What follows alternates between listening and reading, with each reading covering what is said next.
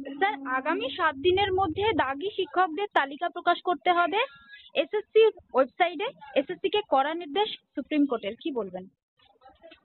Obviously, তার কারণ হচ্ছে টেন্টেড ক্যান্ডিডেটদের কোনোভাবে নতুন নিয়োগ প্রক্রিয়ায় অংশগ্রহণ করে তারা নতুন নিয়োগ প্রক্রিয়াকে কলুষিত না করতে পারে, তাদের কাছ থেকে টাকা ফেরত নিতে হবে।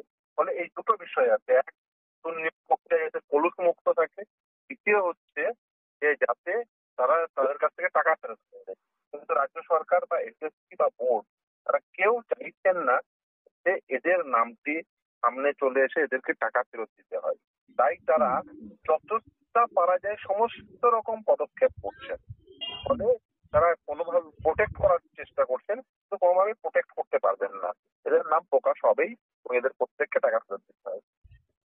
বলতে রাজ্য সরকার এবং এসএসসি চেষ্টা করেছিল তারা যাতে পরীক্ষায় বসতে পারে, সেই জন্য তারা ইভেন টেন্টেড ক্যান্ডিডেটদের হাত রেখে যে নিয়োগ প্রক্রিয়া চালাবেন সেরকম কোনো নোটিশ দেননি। আমরা আদালতে মামলা করি, আদালতের নির্দেশের ফলে তারা তখন নেই, তাদের নাম রাখতে হয়।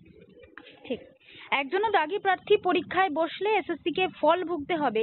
কেন দাগী প্রার্থীদের জন্য হাইকোর্টে গেছেন? এর জন্য কোনো যুক্তি যথেষ্ট নয়। কেন দাগী শিক্ষকদের নামের তালিকা লুকিয়ে রাখতে চাইছেন এসএসসি কে? প্রশ্ন সুপ্রিম কোর্টের বিচারপতি সঞ্জয় কুমারের। দেখুন, এই দাগিদের পক্ষ নিয়ে তো সমস্ত রকম করেছে, এটা আদালতও বুঝতে পারছেন যে বেসিক্যালি এই ওকে যারা নিয়োগকারী সংস্থা, বিশেষ করে রেকমেন্ডেড অথরিটি, তারা এই সমস্ত রকম পদক্ষেপ করছেন যাতে দুর্নীতিগ্রস্তরা তারা যাতে সঠিক থাকেন, তাদের যাতে কোনো প্রকার না লাগে, এটা চেষ্টা করছেন। কিন্তু এটা করে তো লাভ হবে না, আলটিমেট তাদের আঁচড় লাগবে এবং তাদেরকে টাকা ফেরত দিতে হবে। আসলে এটা করে যেটা করছেন সেটা হচ্ছে নিজেদের বিপদ ডাকছেন, বুঝতে পারছেন না যে ভবিষ্যতে এদের জন্য আরো বড় বিপদ। স্যার, নতুন নিয়োগে কড়া নজর রাখছি, খেয়াল রাখুন। আদালতের নির্দেশ এদিক ওদিক করা হলে আমরা হস্তক্ষেপ করব। পর্যবেক্ষণ সুপ্রিম কোর্টের বিচারপতি সঞ্জয় কুমারের।